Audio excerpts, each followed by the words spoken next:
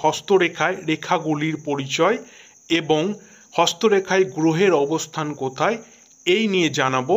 চলুন ভিডিওটি শুরু করা যাক। এটি হচ্ছে লাইফ লাইন বা আয়ুরেখা, এটি হচ্ছে হেডলাইন বা মস্তিষ্ক রেখা, এটি হচ্ছে হার্ট লাইন বা হৃদয় রেখা, এটি হচ্ছে ফেড লাইন বা ভাগ্যরেখা।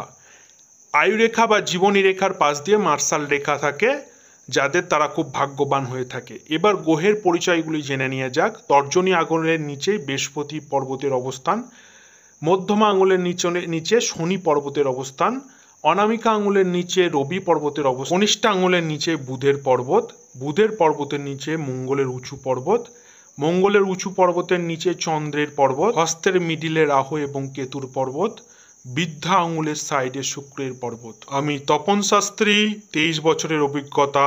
যারা হস্তরেখা বিচার করাতে চাও তারা এই হোয়াটসঅ্যাপ নাম্বারে কন্ট্যাক্ট করতে পারো।